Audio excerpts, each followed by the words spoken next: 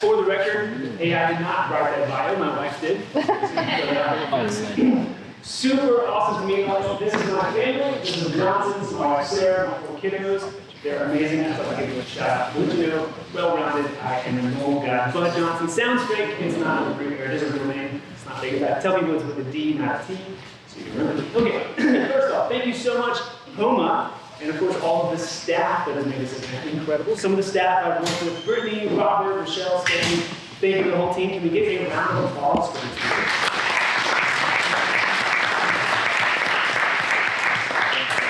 And thank you to South Carolina Waterfowl Association. These incredible grounds that we get to enjoy this 18th annual meeting. Super, super rad. I've never been here before. It's incredible, blowing my mind every step I take. Can we get another round of applause for them?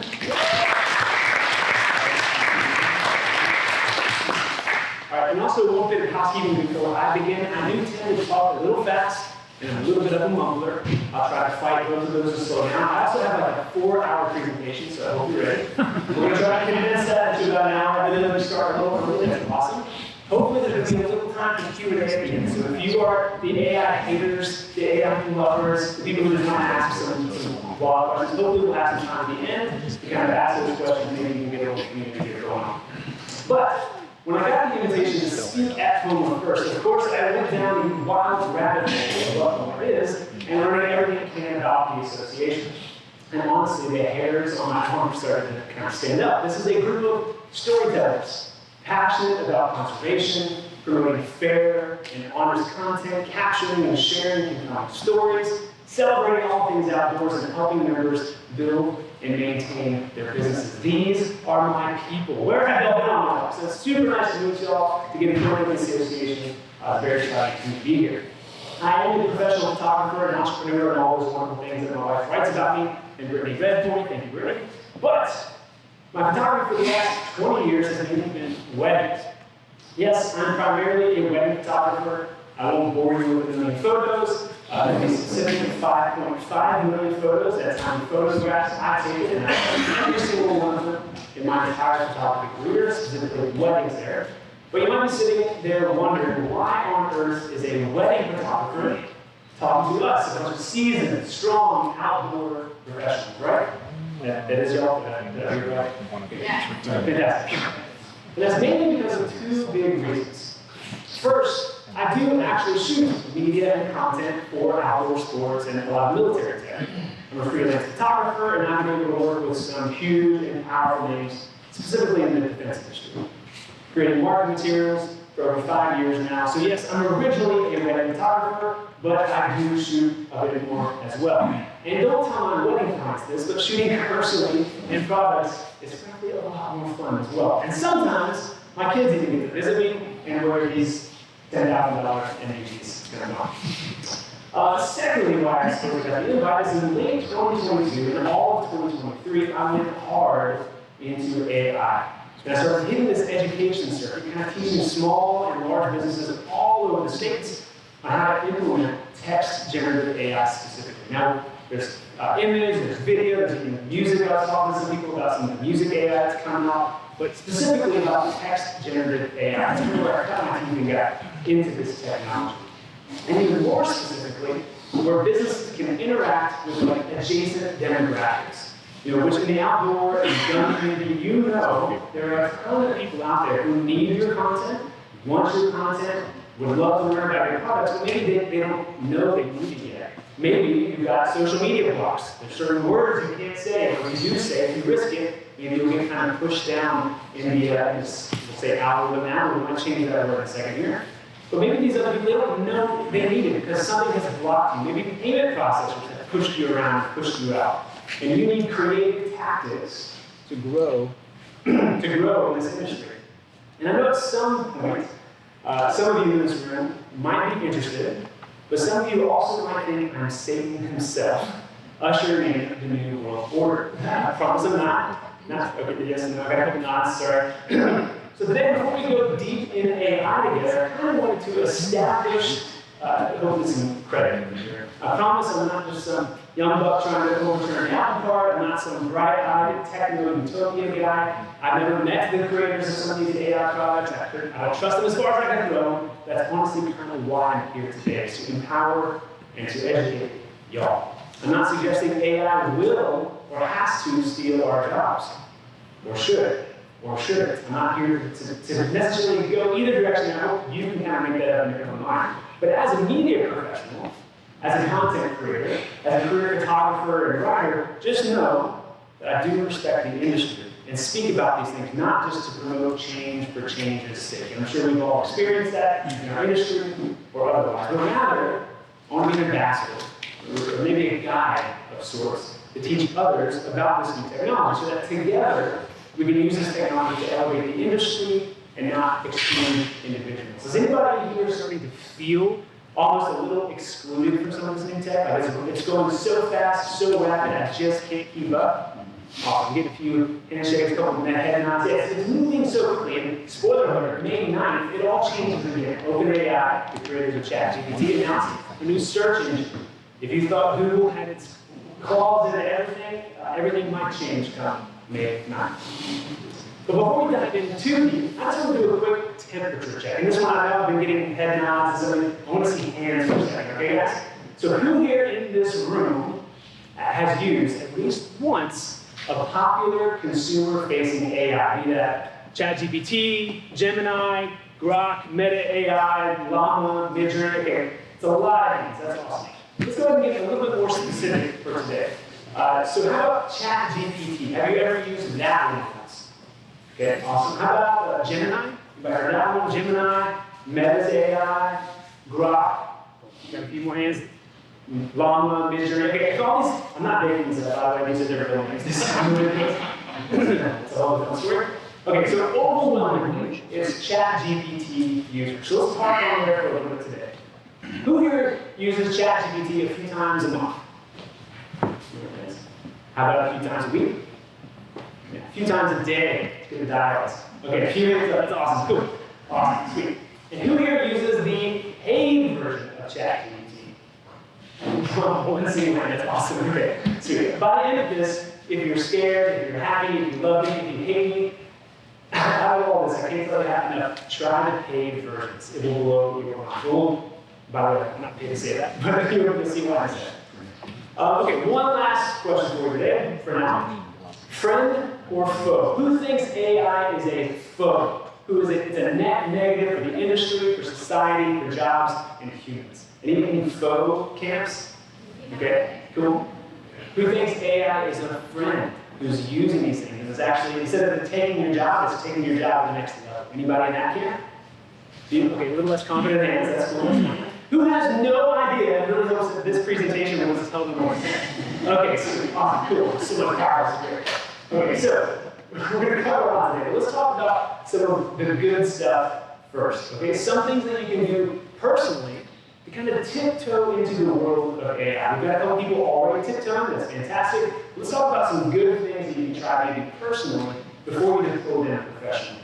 That was the particular route I took, and I think it's an easy way to kind of celebrate unique wins and transfer those to a professional use case. Okay, so I want to talk about a few personal ways that you can implement this into your family, into your personal life, so that you can kind of tiptoe into the professional use cases. Because if you're hesitant, what's great about this technology is that you can get started on a personal level. And that's an excellent way to start using AI on a professional level. I also realize it's funny that the tech guys talking to me, like the audio is coming in and out. That's actually normal. It's supposed to happen. Sorry about that. I'm going to talk nice and loud so everyone can hear. Do you want the handheld? If it gets bad, I'll switch it. Okay. Yeah, if anybody can't hear me, it's another opportunity to just wave at me and I'll see it.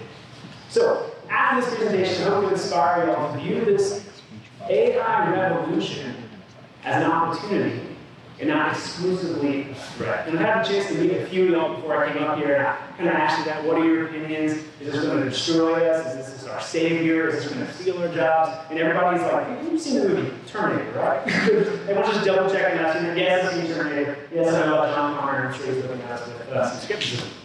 If anybody knows Tim Ferriss, he actually didn't say good stuff. They kind of didn't know the audience just yet. I don't want to offend anybody just yet. but to be fair, this is a good guy. So let's talk what you can do on a personal level with AI. I call this the graph slide. I always kind of blush when I talk about this. This is all the fun stuff that we've done in the last year or so with AI.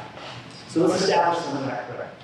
First off, Coastline Content. This was a lead generation content agency that I created for small businesses. It's not outdoor, it's like home service, guys, home improvement. It cost me $203.13 to the penny to start. That's including all swag, the website, and all the hard work. AI made the website, it made the web design, it made the graphics, it made the print on demand merch, it made the call to action, it made the language and copy, the forms, the auto emails, leading everything from a new inquiry all the way into a new client, and it's all with AI. And a lot of the actual work that we do, that the agency actually sells, social media content, long and short form content, and as the people are getting their hair starting to stand up, this isn't going to replace you. The argument we make today is that this can supercharge you.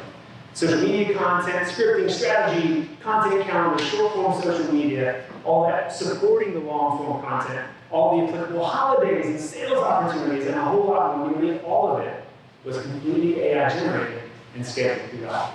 I've never created Savannah Corporate Photo. I live in Savannah. It's nice seeing some other logos around here.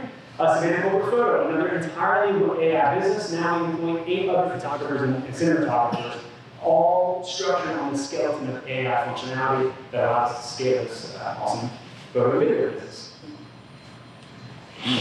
Kind of changing gears out of professional stuff, I want to talk to you about blasting the space pig. So this is blasting. My son, when we first learned about AI, we said, what can we do with this technology? What can we actually produce? So my sons, I read them every single night, my 5-year-old and my 7-year-old, we got all kinds of stories and moral lessons that we wanted, but we wanted to bring it home. And one of my sons has this little tiny pig, he eventually calls Blasty, and also Blasty, the space pig, is going to explore the rings of Saturn, he's going to go see black holes, he's going to fight space monsters, all in order to come home to his nice, cute little red farm, nestled in his family at the end of the day. This was an entire series that we wrote together as a family to continue our legacy, to continue our morals, things that are important to us. We did that all together in about a weekend's worth of work with the help of AI, of course, my 2 sons. Another one with my daughter, we created something called Sadly, and now it's Maglet, her name is Maggie. But she created this. At my last talk, a bunch of people actually in the room bought the book. Maggie says around, thank you to anybody who does that. She gets 100% of the profits. She's made it pretty penny. She has books with hotels, bookstores, and sold by local tour guides in Savannah. I taught my 7, now 9-year-old how to make money with AI. I promise you can learn this too. You don't have to be intimidated. This can be incredible things for you. So we made this map style book that my boys go nuts for. I mentioned before, my 5-year-old and 7-year-old. Fun fact, if you ever do nap libs with kids that age, it always develops to farts and poops and all that fun stuff. So that's cool. Then I started the AI Accelerator group where we talk ethics, workflows, tips and tricks, and I started consulting small businesses on how to use AI. But before all that, I needed to make sure that I was confident enough to share this info and that this technology has legs. And one of my favorite lines I heard about this technology, the AI you know and have played with so far today is the worst version of AI you'll ever see. It doesn't want us to know. It doesn't want us to know. AI is smart. Okay, I want to switch to this. Check. Can I switch over to the handheld? Is it okay to switch over to this? Yeah, awesome. Check. 1, 2, be smart. It is now. Check. 1. Yeah, all right, cool. Now I got this to interpret this.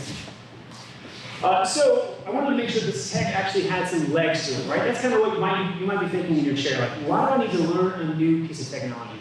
Especially if you're saying you might take my job. Why do I want to learn it? Why do I want to kind of dive into this? So I did a couple of tests on my own businesses. Not the business I just talked about, but some of my old other established businesses. So I created AI for my website, or I used AI for my website, my contracts, my emails, social media copy and stuff. And one day in the middle of this test, a friend of mine pulled me aside, and this was early in the consumer-facing AI. He said, I gotta ask you, man, are you using AI for your Instagram captions? And I didn't tell anybody I was running this experiment. So I kind of sheepishly said, yeah, you found me. He said, yeah, I can tell. Your captions suck, bro. They're so bad. They were just light. They weren't about the image itself. They weren't compelling. It wasn't necessarily the best hooks. It wasn't all that good. However, here are some of the numbers. Even though that social media maybe wasn't me anymore, this was a test, mind you, some of the numbers are really fascinating. I don't know if you can read them up here, so I'll read them out loud. In 28 days of experimentation, my page views went up over 900% on my website, across a bunch of websites. The average session duration went up over 1,200%. Yes, that's over 10 times the session time. My total users went up 31%. So some of that's kind of easy math. If you've got a bunch of users, all of a sudden I've got 31% more people. But they weren't just checking it out, those less than compelling hooks, go to my website, get out of there. But instead that long form content, in fact, the stuff that I actually modified and built the AI to actually perform and produce good content, kept those readers learning about my business and my products and services. If they were there for 2 minutes before, they were there for 20 minutes afterwards. So it brought in new users and it increased my session time unbelievably for these new users. So they were close. After that, we did newsletters, podcasts, interviews, conferences, private workshops, and it just took off. Once I started showing people some of the nuts and bolts and the actual numbers of this, it just went on fire. So we had a lot of opportunities to talk about this, share people, and transform all sorts of small businesses in the Savannah area specifically. What I really want to expose people to is that AI, when it's used, when you use it to try to fully replace you, it's not really fun. It's not really sustainable, and it's obviously not you. Humanity is obviously so daggone important. Your opinions are unique, and they're valuable. But AI lets you scale like you've never seen before. Not just in quantity, but if you really know how to use it and avoid the mistakes I've made, I'll talk about in a second here, you can scale your quality too. This is the Johnson & motto: endurance and effort, excellence and execution. You should see or hear how cute it is for a 5-year-old to try to say that. But I think there's a lot of truth to this statement. But what's exciting about AI is that now you get to have your cake and you get to eat it too. You can be the solo leader, you can be the in-sourcer, you can be the entire agency sometimes. You can multiply your work by an order of magnitude using some pretty simple and extremely accessible AI tools. And I know I rattled off a bunch of them before, and some of them got the goofiest names. At the end of this presentation, we'll give you 4 or 5 very specific, awesome tools you can kind of add to your arsenal that I think will absolutely benefit writers, content creators, media producers, and so now. So you can absolutely grow. While you still want to keep the endurance and the effort growing strong, but the excellence can now grow as well. So the agenda for the talk, brag slide, start again. We're going to have an intro to AI in a second. We're going to talk about ChatGPT, obviously the most popular consumer-facing AI right now. We're going to talk about custom GPTs, where you can really going to have a GPT demo. I'm actually going to show you some of the chats I have. We're going to briefly talk about prompt engineering, how to build these prompts. We're going to talk about some other amazing AI tools, potentially some future warnings and forecasts, and time permitting some Q&A. Does that sound good, everybody? Is that interesting? Is this a topic y'all are talking about? Is AI like interesting? Okay, yeah, I figured it's like here, but holy cow, when I talk to people, it's like, secret, yes, I'm very interested in something more idea. It's very interesting how people go about it. Okay, so what is AI? And should we be terrified of it? Simply put, AI is the simulation of how we think, of how human intelligence is processed by machines, and in this case, computer systems. These processes include learning, reasoning, self-correction, and a whole lot more. AI is a super broad field, and it's not new. It's actually been around for a very long time. There are people talking about it in colleges in the 40s, talking about where we're going to go and what we are experiencing right now. It encompasses a lot of different technologies, such as machine learning, machines to learn from their experiences, natural language processing, which enables machines to understand and respond to that human language, and even robotics. I'm sure you've all seen or maybe seen some of the new ads for Optimus, some of those interesting humanoids that are coming out. There are projections by 2030, every American will have their own humanoid. That's what Elon Musk and some of these big guys are pushing out. We're going to have a lot more chairs for our fancy robots following us around. Now, I want to do a quick exercise with everybody. I want you to close your eyes for a second and think about a dog. Okay, I think we can do that. We can do it. Just think about a dog for a second. Just think about any dog, your favorite dog, someone else's dog, but think about a dog. Now, on the count of 3, what we're going to do is I want everyone to yell out a word, a single word that describes a dog to them. Brown, furry, happy, whatever it is. On the count of 3, I'm stalling the purpose of you thinking one. One thing that describes a dog. Okay, so we're going to say it on the count of 3. Everyone ready? 1, 2, Loyal. Loyal? Yeah, that was all it was. I thought, how many staggered? How about like, can I get a 1, 2, 3, someone one more time? I heard loyal. Come over here. Intelligent. Intelligent. How are you over here? I had the same friend. The same threat, awesome, everybody else? Okay. So what about how a dog looks like? You describe a dog to one of my kids. How would you describe what a dog looks like?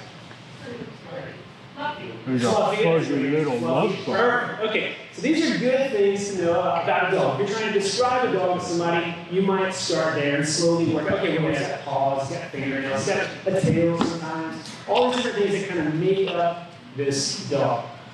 Now, some of them are furry, some of them have white noses, some of them are brown, some of them are black, some of them are white. Imagine teaching a child how to recognize a dog. You got your parents in this room? Okay, yeah, some of them are like, oh yeah, reminding me. So if you've ever taught your child something, you want to teach your child how to recognize it, how to recognize a dog. So you show them pictures of dogs, and describe what dogs look like. And over time, the child learns how to identify a dog when they see one. And they become the difference between a dog and a cat. Maybe a dog and a person. If someone yelled out Cindy, maybe define a few of them. But hopefully they can start to see what the difference is between a dog and a person and so many more. Machine learning is kind of similar to teaching your kids. You feed this machine a lot of data, like pictures of dogs, descriptions of dogs, and the machine learns to recognize patterns in that data, like what a dog looks like. Generative AI that uses probability and context to determine what word or characteristic it outputs. Now, this is obviously AI. This is an old version of Midjourney, Midjourney 1.5, and I put it in a prompt to give you a group of dogs just smiling at me, and this is what it did. And you can't tell on this projector, but if you were to zoom in, they look terrifying. They're like demon dogs. If you really get close, the eyes aren't right, the mouth's a little weird, none of the paws quite add up. And this was the newer, this is Midjourney 3.0 that came out. Same exact prompt, but substantially different output. So not only does it determine based on your input what the output is, but even the models themselves are updating and updating rapidly. Now, one important thing to mention, and a way for you to really understand what's happening behind the scenes with AI, AI and GPTs in general are just giant probability machines. If you get down to the basics, it's probability machines. If we're talking and we're friends, and I say something like, we know each other so well, we finish each other's Dinner. I would say sandwiches, exactly. That's a perfect one. That's cool. Yeah, you might say sandwiches. It's a probability. Maybe it's 3 sentences, so that's what we all know. Maybe it's sandwiches. It's just a probability when we're talking what that last word will be. And ChatGPT is essentially running that big probability machine, rolling the dice, and offering you the next word. And there's a probability of what the next letter or word might be in our conversation. AI is running those calculations live, and the calculations and the technology are changing rapidly. Speaking of rapid changes, you might have seen Google's generative AI baked into their image search. Everyone here knows how to use Google Images, and if you type in doghouse design ideas, you'll get something like this. A bunch of different design ideas, some of you can purchase right at the top. But if you scroll down just a little bit, you'll see this card pop up. It says create something new. You get to see brand new images created and generated with AI. Now you need Google Search Engine Labs enabled on your account, which is the same account that we'll go into today. But this presentation and a bunch of these other side notes, just go to budjohnson.com. You can download this whole presentation and everything we cover, of course. When you click that button, Google will start to try and generate brand new images for you.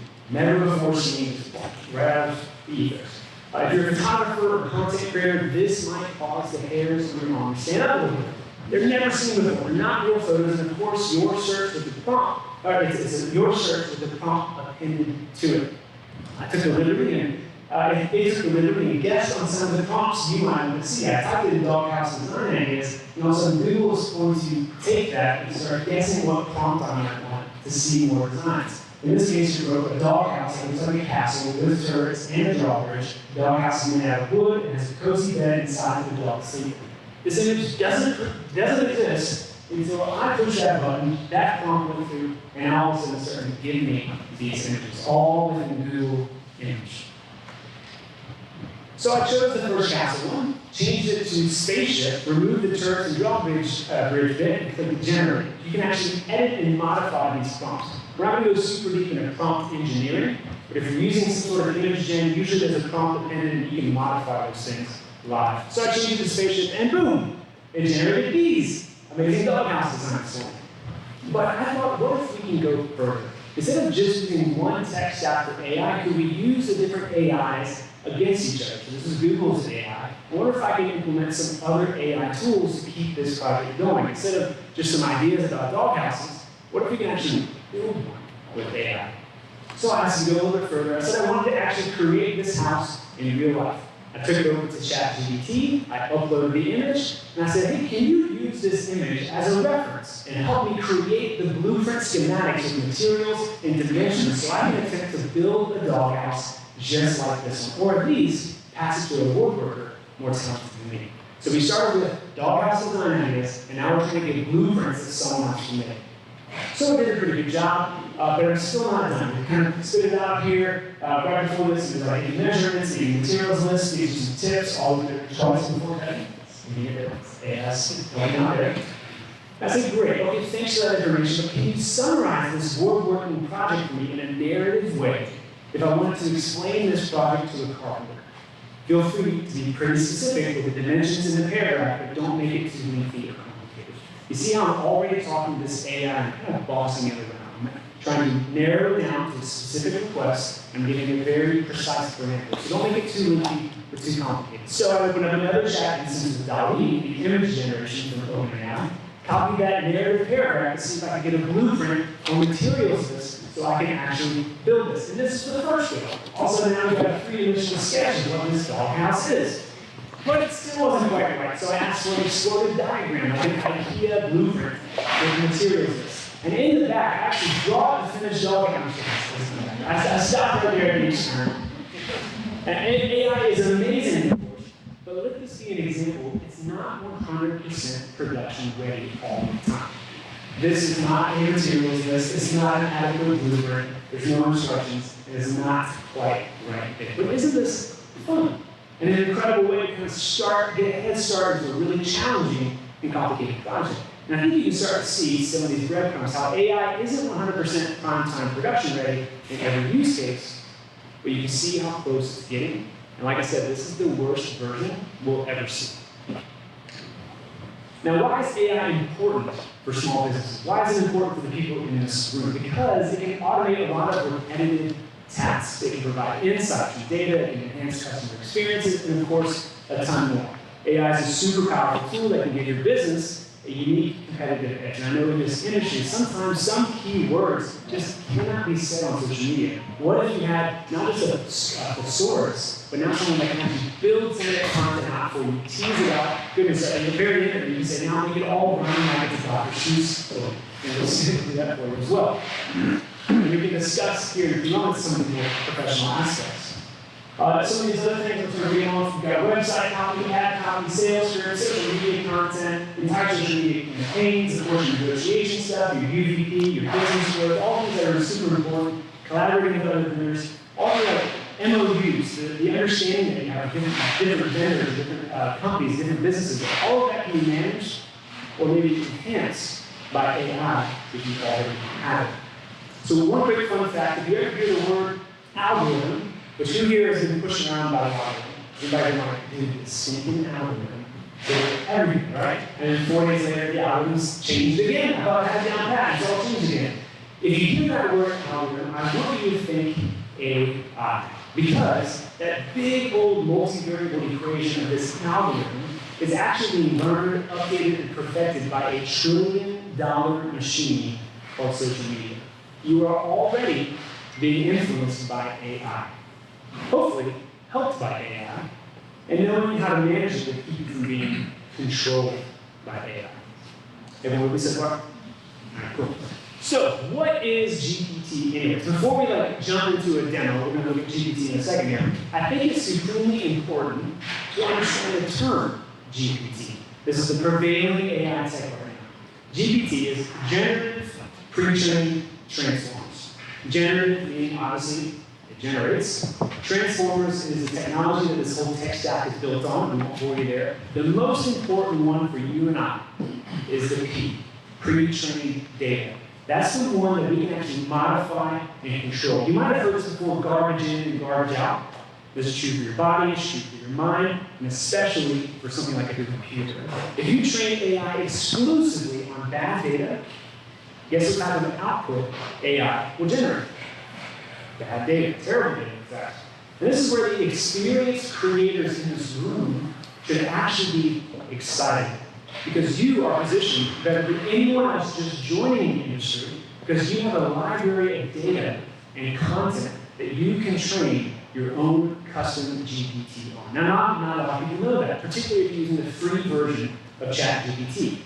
ChatGPT was trained on a lot of stuff, I'll talk about in a second, but if you have a custom GPT, that's what the paid version allows you, you can control and modify the P in GPT. So if you've already got contracts, you've already got content, blogs, emails, you can dump those into ChatGPT and actually have a machine built on you that instead of a machine that you're just trying to catch up and figure out how to use.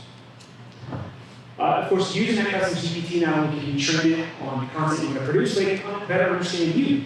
It can learn to know your tone, your personality, your vocabulary, your SOPs, all of the things that make up you and your business. It can learn all of that about you.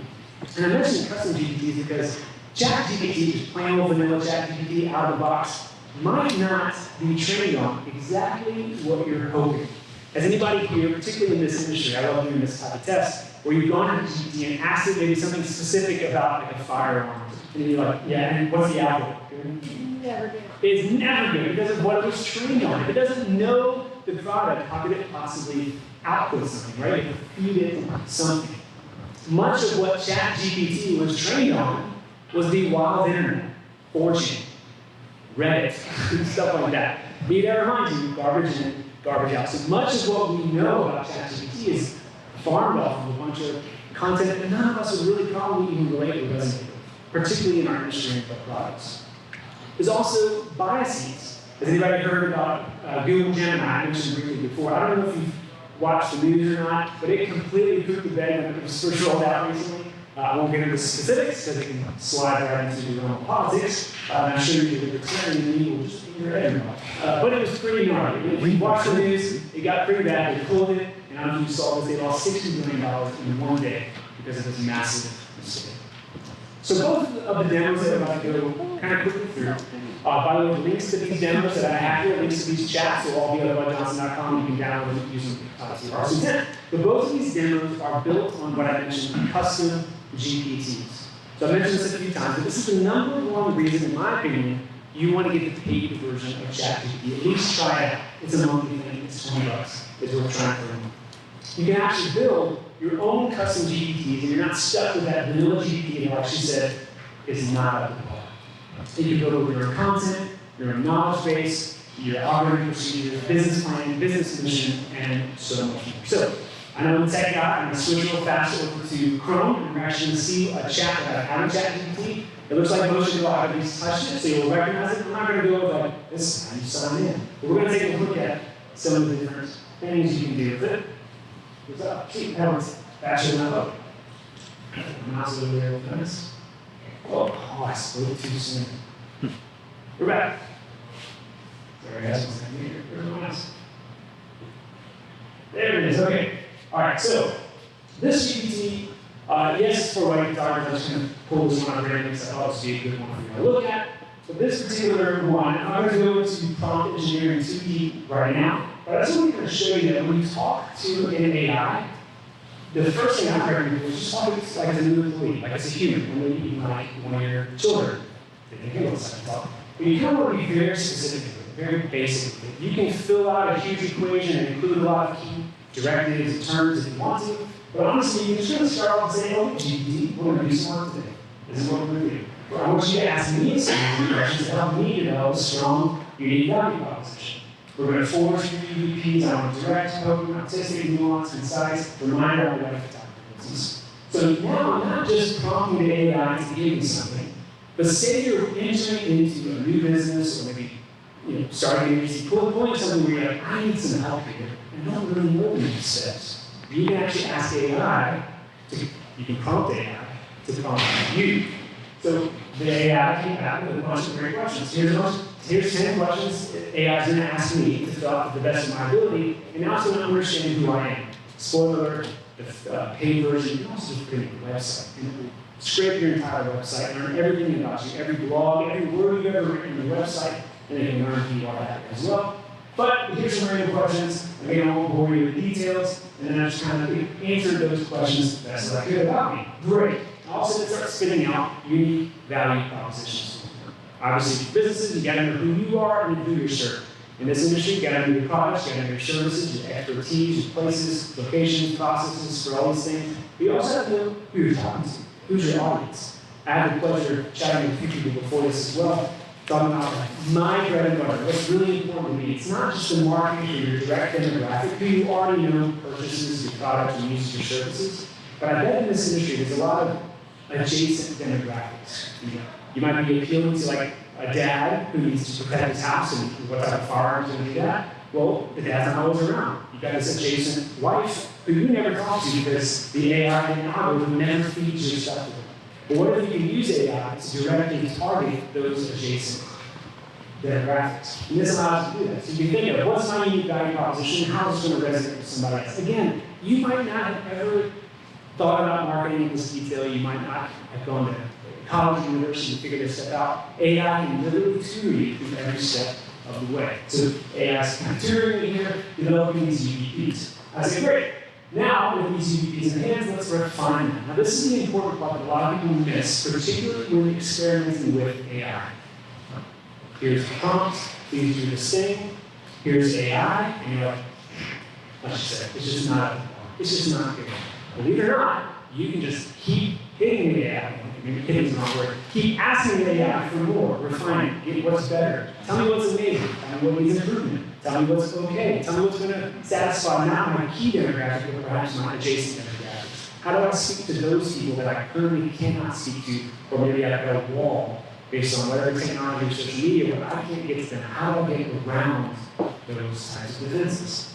So you use AI to get all that out. So this is the refinement. You see it's super in-depth. It gives you refinement suggestions, revisions, and all these fun things. Now this is where I want to point out that we're not using a vanilla ChatGPT just right out of the box. If you look here at the top left, you see it's got a unique kind of name. Anybody familiar with ChatGPT? Normally it just says ChatGPT right there. This is a custom GPT that I built for wedding talkers, specifically for myself, and eventually shared it. But I filled all of my knowledge, all of my experience, every library, marketing technique, every class I've ever taken, every PDF I've ever downloaded, and I was able to cram it into this custom generative pre-trained transformer, and now it's acting with that capital P on my behalf, not Sam Altman's or Mark Zuckerberg's or Elon Musk's. All of the technical bureaucrats that, frankly, you can like or hate, you don't know, but now you can kind of control this technology for yourself. So this is a custom GPT helping me with my particular directives. Now from here, I'm just going to skip, read all this together, we're going to have a demo fast, save time. But from here, now that we're able to take this UVP, this customer avatar, so this is who I am and who I'm serving, and I said, that's great. Now can you help me make content for these guys? So now I understand who I am, what I'm trying to do, what I'm trying to build, the product I'm trying to sell, the service I'm trying to give. Can you help me create some strategic content? And what this demo really gets about is not just answering some questions and hope it spit out of blog posts, but the process. Again, for time, just go to webinars.com, you can view this chat in more detail.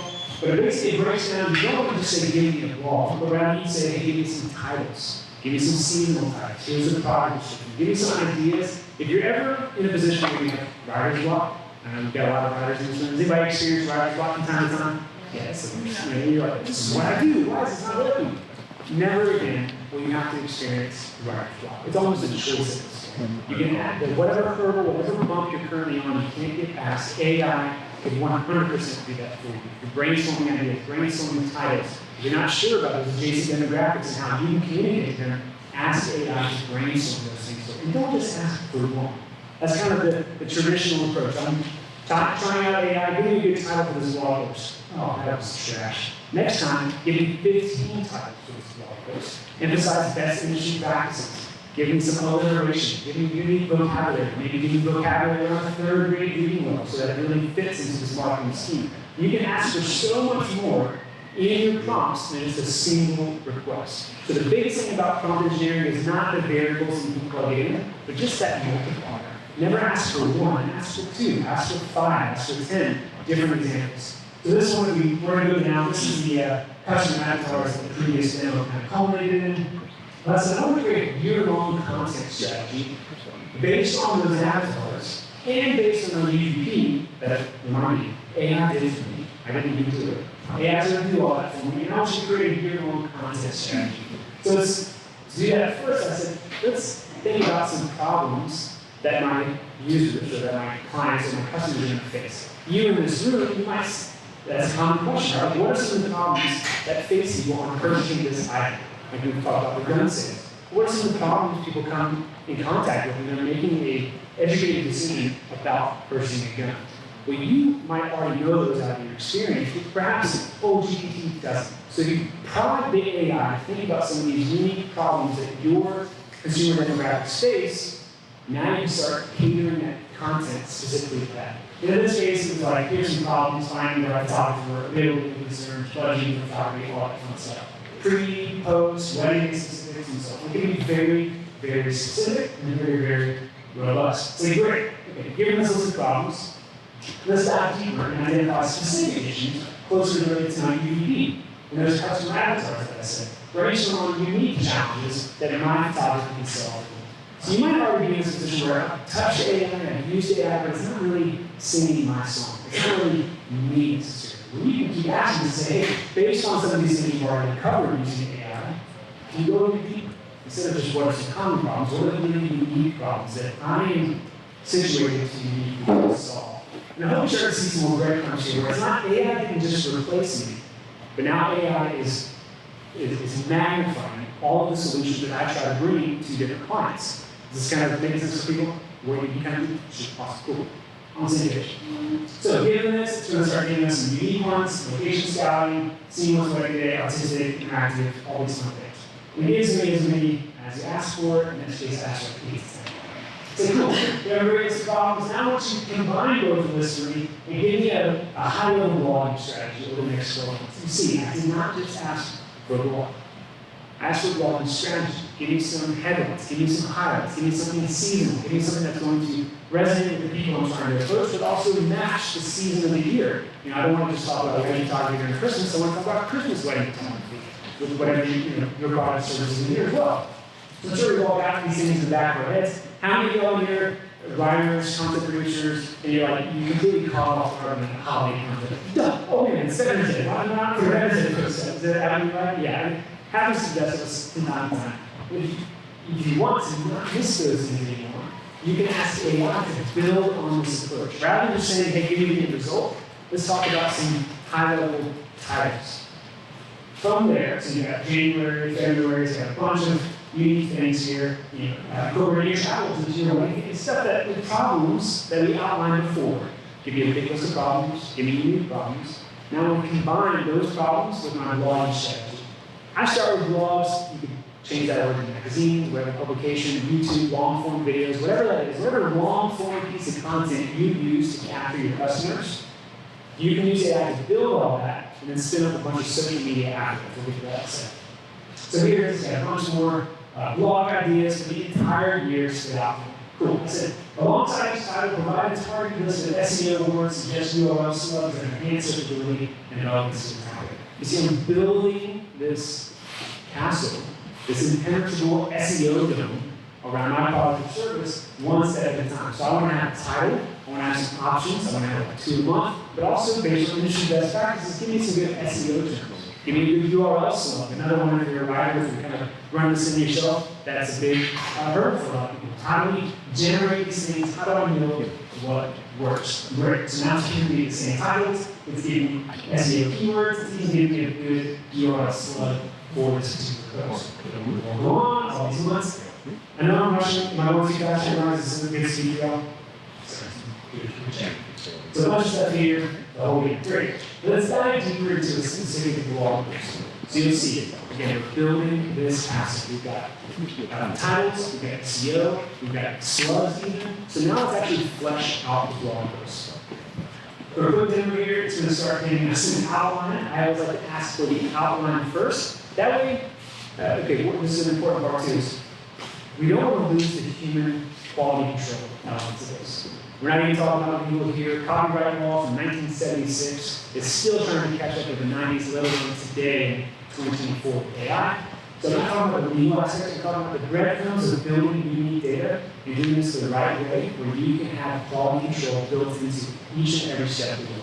That way you can determine what title to use, you determine what slug to use, you determine what copy to use. If you start with an outline first, you can look at it at a much higher level and say, this law doesn't work for me.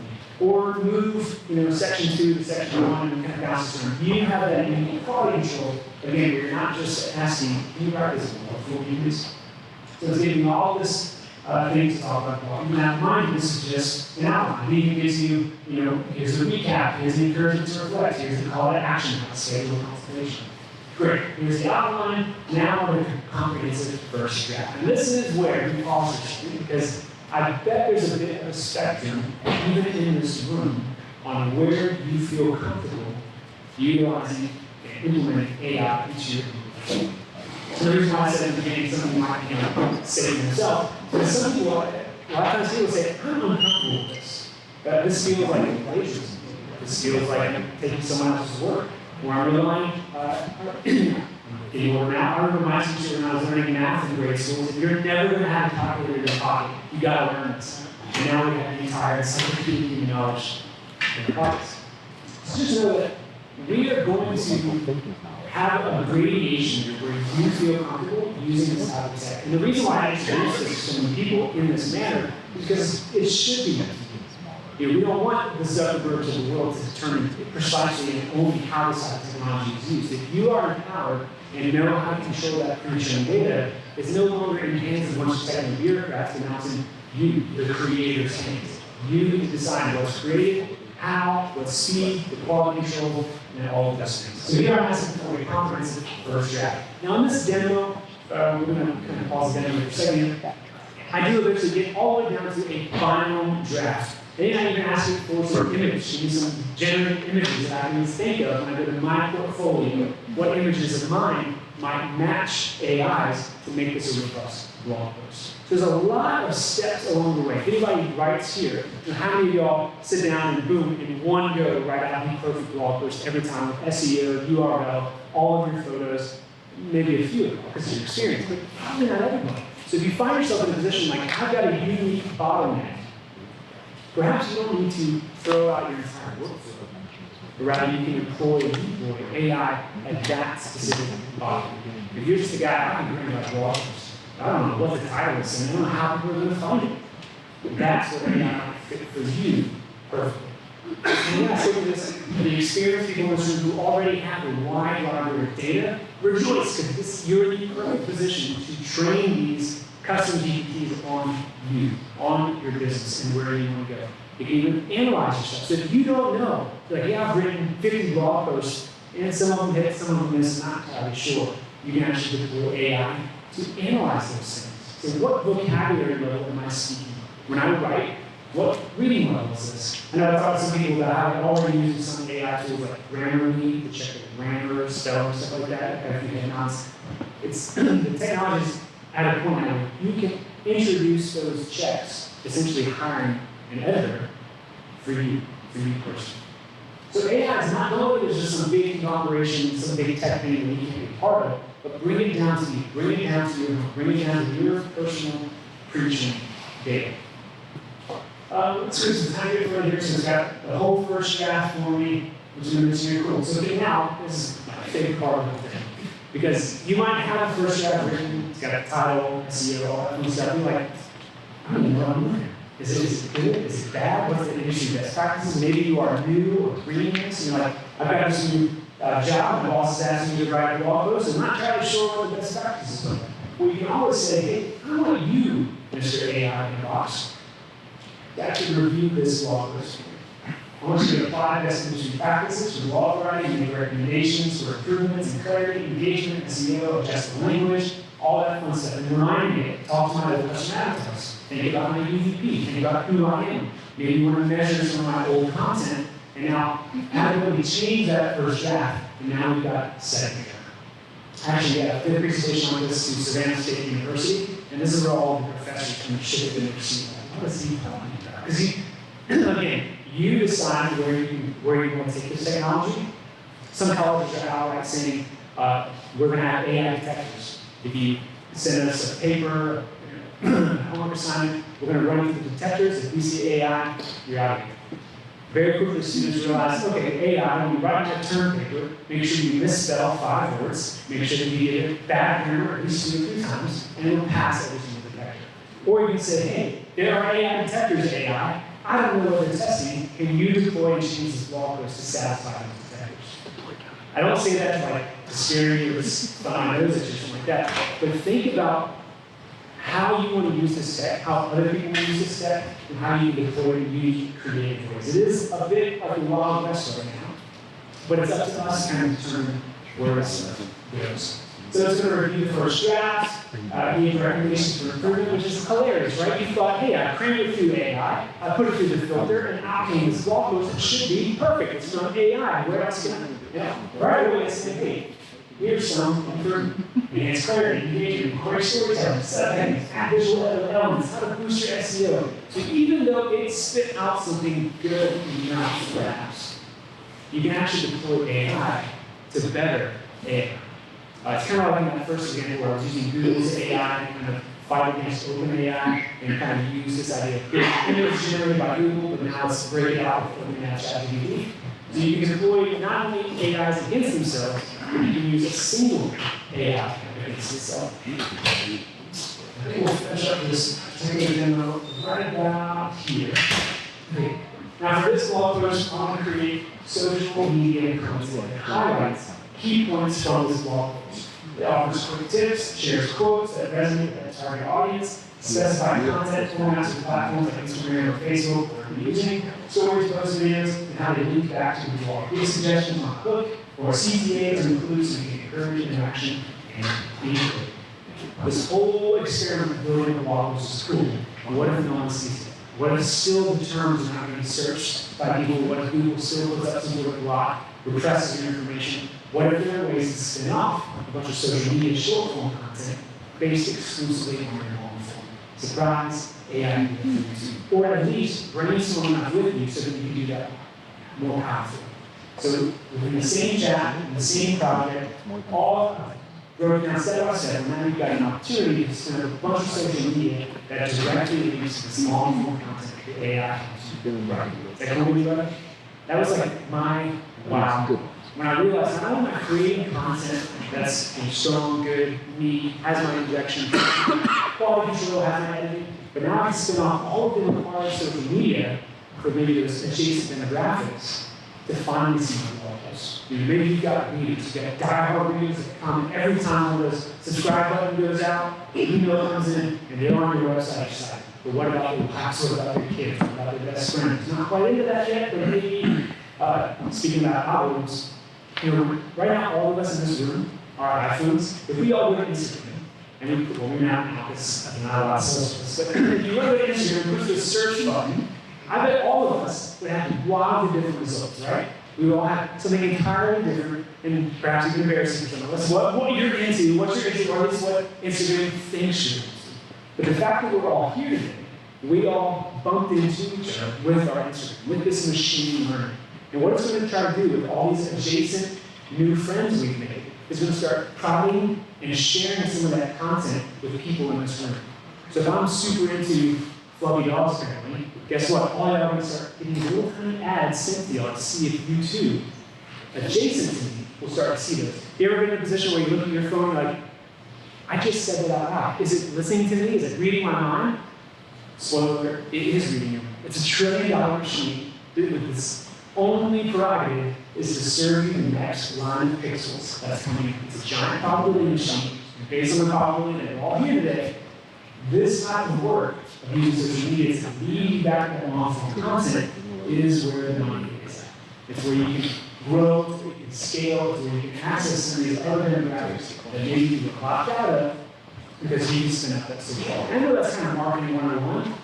What not a lot of people realize is that AI can supercharge that. You're not just guessing, you're not just shooting in the dark. You've actually got now another training machine trying to help you out and share your message. I'm going to flip back to Sasha. Was that interesting, y'all? That should good. To kind of push the boundaries a little bit. Some of the people who tried that free version of GPT do you see now how you kind of push a little bit further to actually elicit some of this good stuff? Remember, garbage in, garbage out? Well, excellent in, most likely excellent out. If you can train that pre-trained data, you can control the output. So let's switch over real quick to some of the other tools.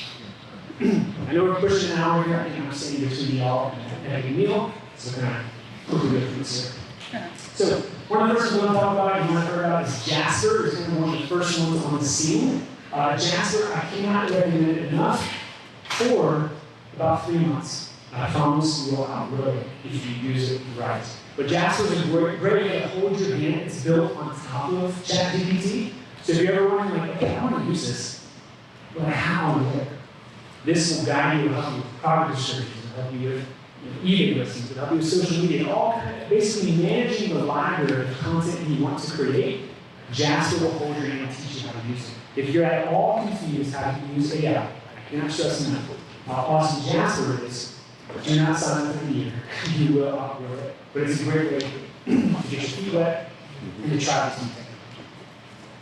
Another one of my favorites is alttext.ai. Super easy. You can integrate into all your websites. If you run in the background, if anybody is a photographer and you uploaded images to like WordPress or somewhere, you're like, alt text is the bane of my existence. For me as a photographer, sometimes the blog posts back in the old days, I dropped 20, 30 images on there.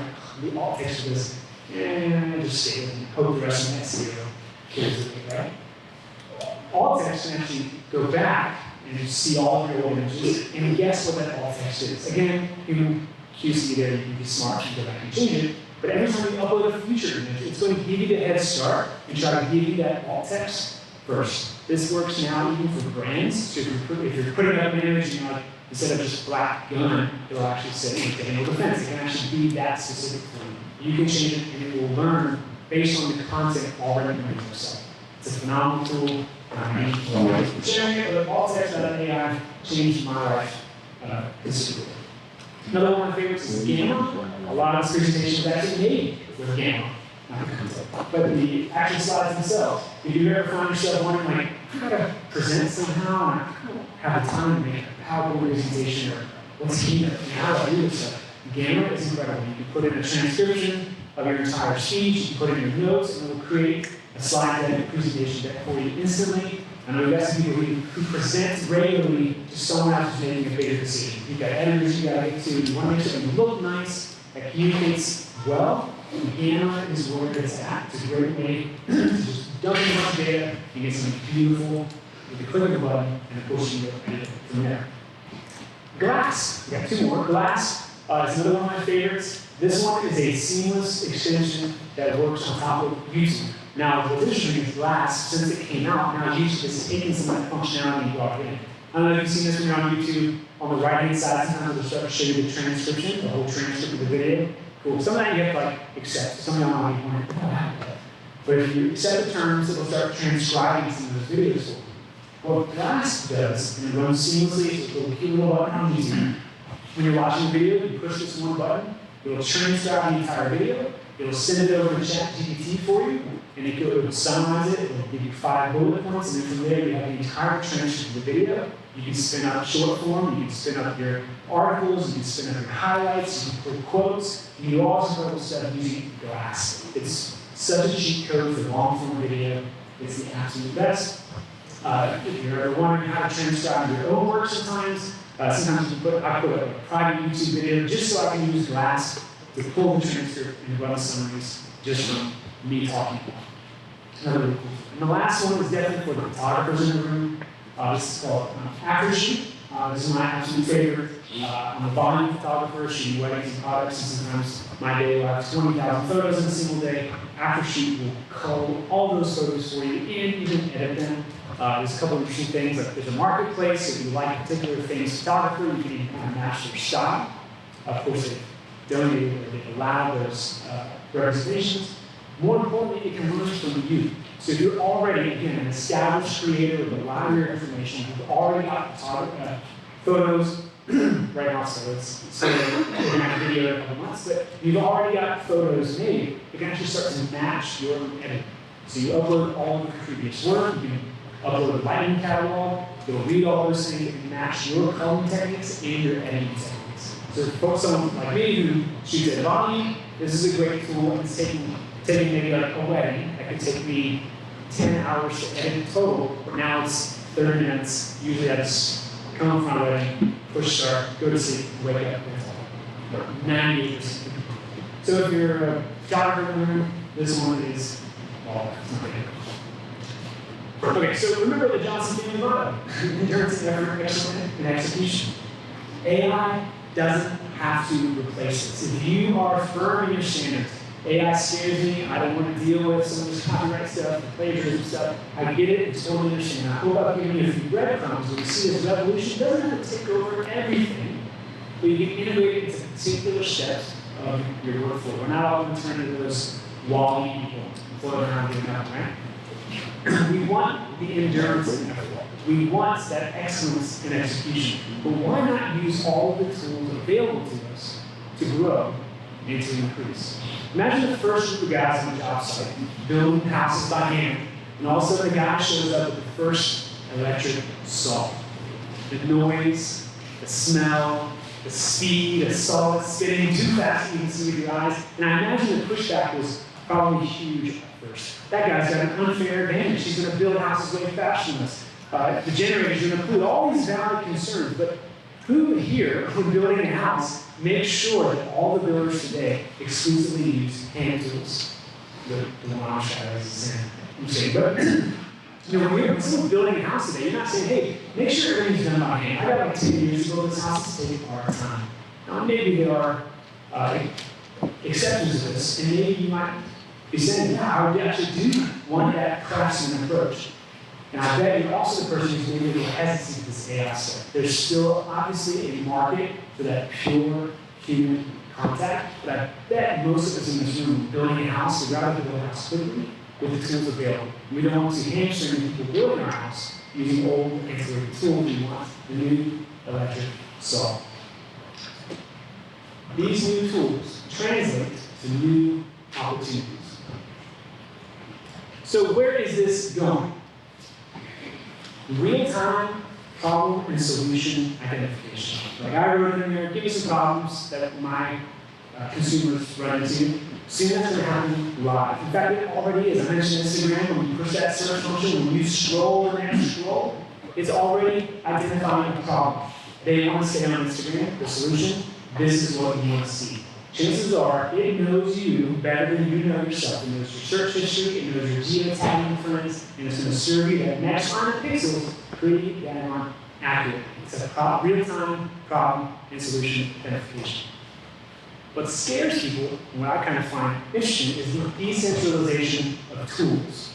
So many more content creators and media professionals will have super high-quality tools, like we just saw with a quick demo, first drafts, editing, Grammarly, make it all rhyme, make it sound like Dr. Seuss. All these high-quality tools at their disposal at a click of the fingers, resulting in a boom of merit-based content. What I mean by that is that today everything is in TikTokified, okay?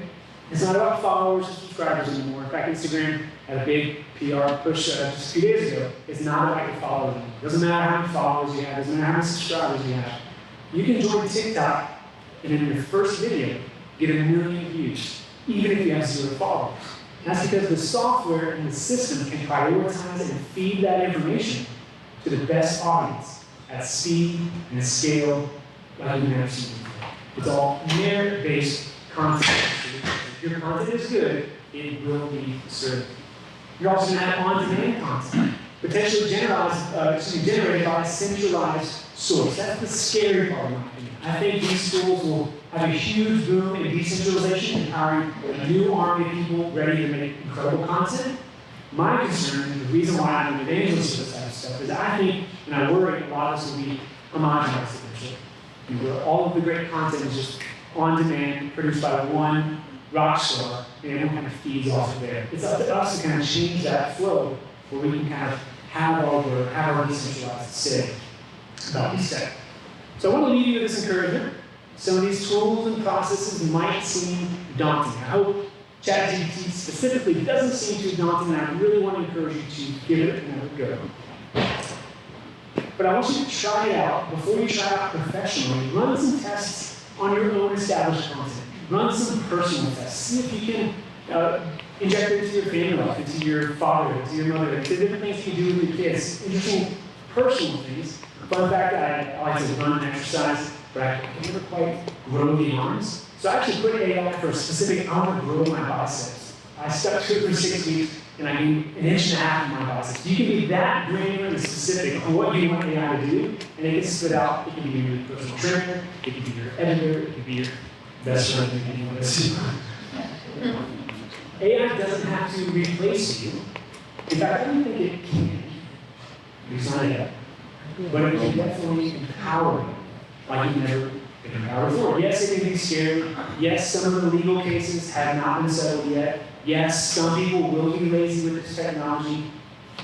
But you don't have to. You can keep those standards. You can keep your processes. You can keep your quality, but enhance each one of those with AI.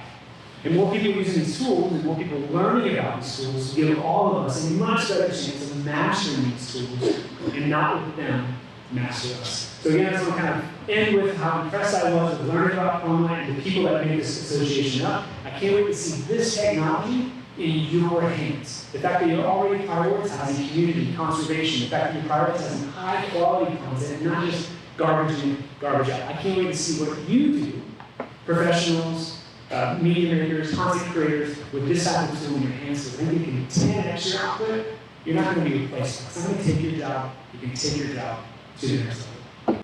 And you can actually persist that memory in your own account. There's also a new feature of teams. So all these things, once you kind of get empowered and remember these, if you're comfortable with it, there's actually a team workspace where you can share these chats, share these prompts. The free version, yes. If you type anything in the free version, it 100% goes and trains all future models. I heard one same model we talked about. If you imagine ChatGPT 3.5, that was like the first big, that's what everyone heard about ChatGPT. You take a handle and you pull out a bunch of sand at the beach. You know, if you could count every piece of sand you got, that's the amount of data that ChatGPT 3.5 is training on. ChatGPT 4, that's out right now, is the entire Eastern Sea. Every piece of sand on the entire East Coast. That's the level of training and the difference between the two. So if you're using ChatGPT 3.5, one, you're not dealing with an intelligent model compared to 4. And all of the refinements that you do goes right back to OpenAI and its training. So that's a great question. If you're dealing with proprietary data, I do not recommend the free version of ChatGPT. If you're using proprietary data, I don't even recommend just exclusively using vanilla ChatGPT 4. The reason for that is when it first came out, I was writing some blog posts. I locked myself in a private room in my library in my house. And all of a sudden, when I was making blog posts, I wrote about 200 blog posts in 2 weeks. And all of a sudden, I blog posts in 50, everything turned Mandarin. I realized I don't speak Mandarin, I don't read Mandarin. My whole screen is Mandarin. What setting did I accidentally put? And what happened was, for about 2 hours, some wires got crossed. And I could see someone else's entire user, every embarrassing question, every interesting question, every proprietary thing you put in, to some other random Chinese user, and guess what? They could see mine. It was a huge issue. I'm sure OpenAI paid a lot of money to scoop that under the rug, make sure everybody knows about that.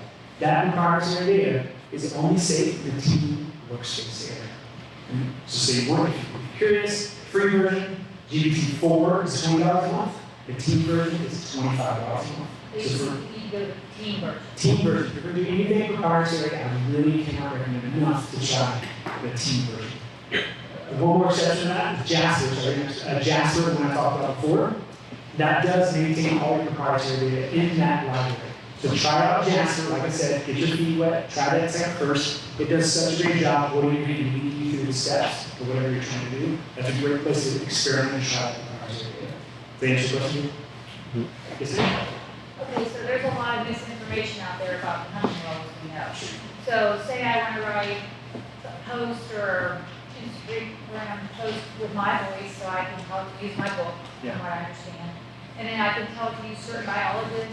and books that I trust to gather key facts. Say I learned about human wildlife conflict today in Tanzania or an elephant control or something, I could tell them to pick from these biologists using my voice and create a post. 100%. So the question there, in case you couldn't hear, how do you, again, control that pre-trained data? How do you control the sources? So if I want to do some research, do some analysis on a particular subject. She's talking about like wildlife conservation, very specific biologists, very specific terms, vocabularies, locations that you need to use. You do need to train that in some capacity. You need to mirror, one another illustration I use is we go bowling. If you're going to go bowling with me, you got to put those bumpers up, just how I roll. Well, what if you put those bumpers a little tighter, and a little tighter, and a little tighter? Maybe it's not the best bowling way to go, but it will guarantee where that ball's going to go. So yes, you can just simply tell AI, I don't care about whatever biologist you're looking at. Whatever's already baked in the system, I want you to look at this person. You can go as far as you want with that. You could just say the name and rely on GPT to do the muscle and kind of figure that out, or you can copy some of that content in. You can go another step further and actually drop their website URL, wherever their content might live, drop that in, and it can actually scrub that as well. There are a few exceptions to that. There's something called robots.txt. Anybody who does web work in knows you can actually put a few barriers up. So some websites have already integrated those barriers. Spoiler, AI are next to get it. If you're using somebody else's work to train your chat GPT to write an article for you, you are walking down an ethical byline that will put your job in jeopardy. Guaranteed. Second, if you are a gun writer and you are using Jasper or any of the chat GPTs to write content for you, you are putting your job in jeopardy and you are putting the safety of the public also in jeopardy. Hands down, without question. Because 100% of the content that is out there in regards to gun writing that is out there is by anti-hunting groups and anti-shooting groups and anti-gun groups. So guess what they're crawling? They're crawling 100% of the content that's out there. 80% of the content is false and incorrect. And if you're using that content to inform your decisions about how you write, etc., you are mass producing incorrect information for your readers. And that is a mistake. And I will hands down tell every one of you, absolutely do not do that. How you can use it as a writer, though, is if you write a 1,500-word article and you want to write a schnapps about it to put on somebody else's website to drive traffic back to you, or you want to write a social media post, and you take only your words and you search it, or you take only your words and ask for more keywords, etc., and then you go in and modify your own content, then AI is a very big balance for you. It can be a real game changer. But you have to think very, very clearly about how specifically you are utilizing it, because you do not want to put yourself at risk. That's a really great point. Thank you for saying that. Absolutely. I don't want to tiptoe into this and say, hey, just assume that this is put yourself in there and good luck. Be absolutely smart. It's the smartest thing. Hey, I want to look into the encyclopedia. I'm going to open this book and I'm going to learn something, take this back, and I'm going to report on it. You got to vet those things out too. You can't trust every single source that you draw from. 100%. Much of GPT, like I said, is trained on utter garbage. Now it's trained on the language, so the fact that it can communicate, that it can escalate, that it can edit things, that's phenomenal. But you're absolutely right. If you're using that to replace your own abilities, replace your own creativity, then yeah, it's just going to be some really dangerous territory that is absolutely currently in the legal scene. Sorry. Yes. You keep talking about elevating your ability to produce content. Is that just elevating or increasing the productivity, but at the same time, is it also, on the other side here, cheapening the content that you're creating in mass production in a way that, you talk about building a house,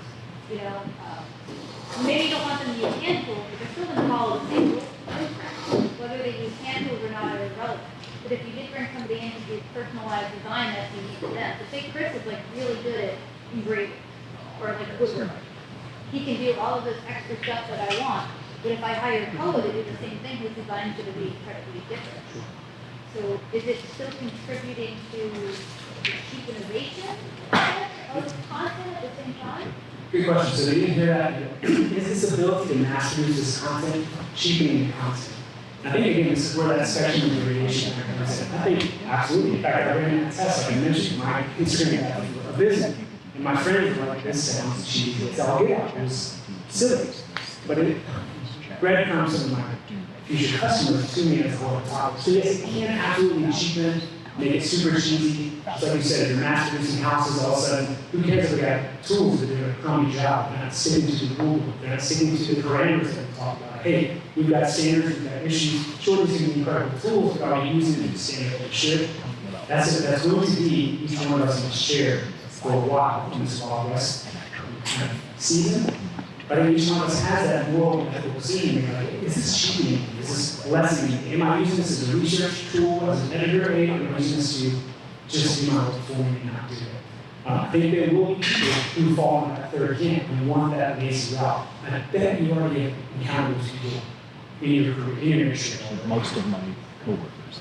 As a follow-up to that, how does it play in with, we talked about running photos through it rather than editing each one.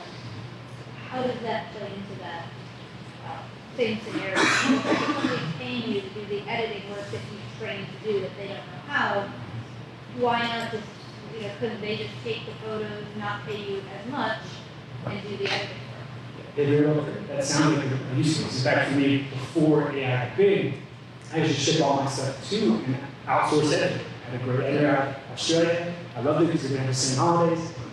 So we Thanksgiving and all that stuff. And they did that. Well, when AI came out, they messaged me and said, hey, we're converting everything to AI. Basically asking me, I still want to stay with it. I said, no, I don't need you anymore.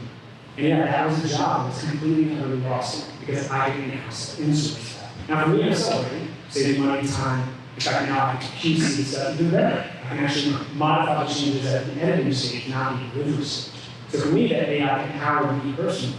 But that editor, yeah, now they're searching. Now I do know for a fact, we're understanding that she's doing great. They have way more clients that she's doing it as fast as she had to modify and pivot there. It very well could have cheapened her entire outfit, but instead she said, let me figure this out, figure out a new way to change. It's going to be different for each one of us, how we use the same content. I had a question I could sorry. With the expansion of AI, use of AI, you foresee a day in the near future where non-AI generated or related material is at priced at a premium? Great question, and I love to ask because yes, just like today, there's a market for handcrafted woodwork. Like you said, something isn't it great? Now, CNC is pretty cool too. You probably do a lot of cool stuff with a CNC machine. I know there's probably people who tinker and he has one in the garage and loves it. But it doesn't replace maybe the guy with really excellent hand-tool ability and experience, communication, all that fun stuff. So I completely think there will be a market for that. The problem is I'm not sure if that will be distinguishable in the future, if I'm honest. I'm not cheering that on. I'm not sure if it will be distinguishable. The fact that AI is designed to replicate how humans think it happens. Like I said, this is the worst we're ever going to see. So yeah, I think there will be maybe some bragging rights where we improve in some capacity, and this might be a marriage of another unique technology, blockchain technology, where you can actually attach some ownership to each one of these products. So I know Photoshop has a pretty nifty AI capability, but I haven't found anything for video editing. So do you recommend any tool for that? Good question. So Adobe, also Photoshop. So he asked about video. So then there's a lot of photos out there, and you kind of see how this stuff is so iterative, right? First you have text generated AI that wrote the scene. Guess what? They used all that LLM technology, created the image generation, so you have Midjourney, Stable Diffusion, a couple of those other technologies. Sora is about to come out with OpenAI, that's the video generation, so it's actually creating pixel by pixel videos. Adobe Premiere, they just made an announcement, I think it's in a month or two. They're introducing their AI stuff. I think they're starting with audio first. It's the easiest for them to learn from the image and then produce the audio. So a lot of audio, walking in the gravel, also that can be injected in. Which, yeah, I mean, for audio engineers, is that scary or is it now being 5 to 1 instead of 1? But if they can figure out how to filter out unnecessary sound, that'd be amazing. Yes, sir. When does Skynet go live and how long does humanity have left? Skynet. No, but seriously, it's a follow-up on what the comments that gentleman was making over there and on some of the things, because if I understand the presentation correctly, AI is pretty much trying to not only predict what we want to see, but it's also cultivating what we're seeing. It's pushing us directionally one way or the other.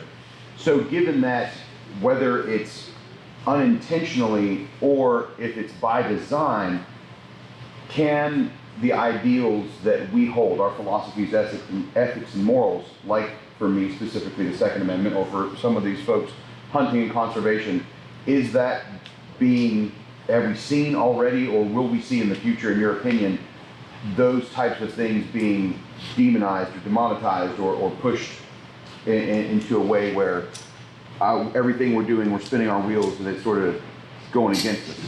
So to kind of summarize the picture here, that is actually like, so AI can kind of produce things and we kind of put the product, but perhaps AI can put the product us, kind of direct us as a group of people, as a society, as social media. I tell you, there have actually already been dozens and dozens of battles that we might not even know. Particularly, like I said, the term algorithm, it's really a form of machine learning, which is a subset of AI. So a lot of the stuff we've seen with social media, pushing unique algorithms, suppressing information, increasing misinformation, allowing people to create content at scale, but brutalizing content. Yes, absolutely, that is pushing. Go to any, again, I'm not political, but go to any college campus and you see where even the spoken word can push and draw people. So I think absolutely there will be a time where AI can be. I was talking to somebody earlier about potentially wanting regulation. I'm a guy who's not necessarily for regulation, but I can see where that's a tendency or a request. This is a pretty new technology. It's pretty daggone dangerous. Remember that electric saw shows up, everyone's scared of the noise and hurt somebody. Now because they build more houses than us, he might kill us with that electric saw. There's so many things that could happen. I think absolutely already has, many times. I think we've probably lost some substantial battles already. I mean, you can look at election years, you can look at different Occupy Wall Street, there's already certain battles we've already as a culture perhaps lost. Survived, but perhaps lost those battles. There is some need pushback in the technical world right now. Again, Musk, the guy, but what he's done with Twitter, X, is unique, and is a pushback. And he's integrated his own AI to aid that. So I think there will be a war of sorts. There'll be many more battles. I hope we win a few of them. I think so far we've survived all of them. And I guess I'm cautiously optimistic, but I think there's a concern. Really quick follow-up question. Is content created in conjunction with human and AI protected by the First Amendment in your opinion? In my opinion, I think so. But that's obviously not a legislator or yeah, right now, so like I said, copyright law is from 1976. There are currently cases going on right now. Popular with Getty, they're asking, did it really use Getty images to train the AI? That's currently in legislation. One interesting fact about these technical bureaucrats that, again, I don't necessarily trust, they are trying to put their money where their mouth is. And OpenAI said, if you have any copyright strikes to your content, OpenAI will actually help you pay for those court costs represented. And there are several coming down the pipe right now that are being challenged. So, I think personally, yes, but I mean, there's pretty nefarious actors. I'm a Second Amendment guy myself. There's some gnarly people out there. Well, I mean, I guess my question is very, very good on that answer, but specifically, if I were writing a speech and I wanted to speak that speech in front of a public square, yes, humans have had the freedom of speech since our founding anyway, and theoretically, but if someone were to speak a speech and it was like, well, that was AI generated, is that speech? Or even if it were, like, I guess we're starting to blur the lines between human rights and the AI's theoretical rights, not necessarily that the machine would have rights, but that the message would have potential human right implications. It's a really good question. I think probably that discussion's already been had with ghostwriters, speech writers. Did this person say this speech, or just an actor reading someone else's words? I think that's probably already a bit of a gray area in some people's minds, but you're right. This is way more gray. And I think some of that is going to require people like us utilizing this new technology and figuring out where are those boundaries. And like we've heard over here, we've got some good, strong opinions on, hey, this is dangerous, or not even particularly, because you got a lot of integrity. There's been some people that are front row, let's pummel out these out, see what happens, and I think that's a really good opportunity. You're going to find a broad spectrum there. Thankfully, I think that people smarter than me are out figuring that stuff out. I think the fact that each one of us are aware of those potentials, aware of that blurriness right now, that decentralization, the fact that freedom of cabinet in the states allows all of us to kind of input our opinions. And that's really my main goal for this talk. It's not AI is the best, you should all use it, but rather AI is amazing, it's also amazingly terrible in some cases. We use it intelligently. And unfortunately, that's the best answer I can give. Any other questions? Yeah. So in the beginning of this whole talk, you had kind of touched on how long AI has actually been in use. And I think even myself, sometimes I don't think about it, maybe because it has been in use for so long, but can you give some examples of things that like have been going on that are AI that maybe we just don't realize? The first and most obvious is the one I'm kind of talking about, like social media. The fact that each one of our For You page or search out, search pages are all wildly different, that is one very active today. If you push back, you've got different types of robotics, different types of machine learning, everything from, sometimes it's data analysis that can be done by a human, but then it can be done by a computer instead. It's a small subset of the study of AI. So some of the earliest, patterns that they can find in, like, say, a TV program, that was one of the first popular use cases for machine learning and IT, where they actually were measuring ratings, how often people see things, and then determining the TV schedule based on those ratings. And there wasn't a person literally behind watching for 60 minutes, like it was a computer running. So a lot of times, yeah, people are like, this new AI thing is new, but really computers and machine learning have been around for a long time. And the study of AI has been around since the 40s.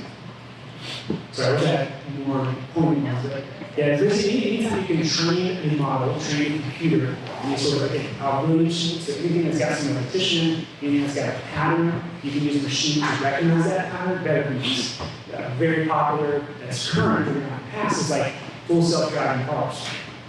Obviously, a lot of the story here today, we made it, we figured it out. But you can track all that data, you can track the signs, you can track the roads, you can track the accident reports, you can track car statistics, and now look, you've got Musk pumping out and some other companies pumping out full self-driving cars. So that AI tech is not necessarily text generative. It's not this image learning. How do you think we can combat the use of AI or ChatGPT, let's just say, by like consumers of our content? So instead of them consuming content that we create, they go straight to ChatGPT, type in a question, get all the answers in a concise of an answer as they want. I guess, what's your opinion on that? And yes, how they can follow up. So my opinion is one that's terrible in some sense and amazing in another. For instance, all this, a lot of things you did before Google times, and you're like, I got a library figuring this out. And now, you can be playing Trivial Pursuit with your friends, and you got every single answer. Pretty good. So sometimes it's really exciting. And like I mentioned before, OpenAI May 9th is coming out with a new search engine. This probably even has the established cheaters, the search engines, shaking in their boots too. So the answer is like, you are in a unique position because some of these established companies, like we mentioned over here, already hate the industry sometimes. And they've already suppressed some of that information. So you have a unique ability to navigate that information that they're not going to find from the AI. Particularly if your proprietary data is not training that AI, guess what? You are the only reliable source of that information. Now, I don't know how long that lasts. AI can train on. People can have custom AIs built on the taboo topics if you want. Just like Google. You go to Google, you uncheck safe search mode or whatever, and they will come up with teach you how to build and make anything you want. That maybe people don't want people to build and make. But you can have that freedom to do that. So I think in one sense the consumer will be free and potentially skirt around, but where is the AI getting trained on? That's our job, is to produce that content for the AI to be trained on. And that's why I kind of go back right now, it's decentralized. We have the opportunity to feed the whole world with our information. The fact that we reach thousands, millions of people with the content in this room, we can then train the AI. But absolutely what Kevin was saying earlier, the AI currently is not trained on this. In fact, it's probably unfortunately an enemy to many of us in this room. I would use that as a opportunity rather than a threat. You know, oh no, they don't have information, I guess they'll never be. No. You are the one reliable source now. Use it right. Yes. But what will the open AI search engine do to companies like Google with their users? Well, I mean, Google's big, monopolistic, and prints money essentially. So they have combated. If you go to Google, you go to your user settings, it's something called labs, research labs. You can tick the box, and all of a sudden you have access to Google's AI. So like if I go to Google on my computer and type in, doghouse design ideas, I get that special little card to access AI. Soon that will be deployed everywhere. I'm sure you've started to see it roll out on Facebook. If you go to search, it will say, ask Meta anything. Right? If you hate it, yeah. They're still figuring things out. So I think a lot of people have to pivot. Whether they want to, I don't know. I mean, how many of us are using Ask Jeeves? Some math plus, some of those things. Some of them will go by the wayside, and some of them will dominate, some of them will push back. You think that open platform though, that there'll be a movement of people that go to use that and Google's and because of their Biases. they're not so different. Yeah, let me put on my libertarian free speech running fast. I think so, and I applaud it. I think there will be competition in the marketplace, and I'm a firm believer in it. Take off the libertarian hat for a second. I think it will happen. I don't know how fast. I don't think it will happen rapidly, or we'll all be happy with it. I'm sure community members will hate it for a period of 6 months or 2 years. But I think there will be some opportunities, and some fresh opportunities for people. Because the tech is getting so decentralized so quickly, I think it will enable little old me to do something much bigger than I ever could. Particularly in the national guys. When we look at the OpenAI team, first it was 6 guys, and now they're potentially talks of overthrowing Google's monopoly. But that's why it's Our industry should get together and have a massive effort to present the case on the open AI, present an opportunity to fight back on all these things that restrict. But I can't choose that mega raffle there, I cannot, social media will not allow us to put it on there. I mean, it's, that's something that can have a big impact on all of the hunting, fishing out there industry. and that was a battle we lost. Yeah. So the flip side though, like I get it, I'm still kind of the punk kid running around here, right? For how many years that I've been here, like we were still doing the, yes, you should have your own website. And for years and years and years, this industry and the content creators in the industry have kind of said, nah, I'm not gonna mess with that. I'm not sure if the internet's here. We could have been fighting that war for 20 damn years. Yeah, just with presence. And we still can. You can still set up your own Wix site for $100 a year, and you can be part of what's feeding into it in the way that it always should have been done before. Now we're going to try to go to war after they've already girded their loins. We can't get there. I mean, we can't. That's we've put ourselves in this situation to some extent.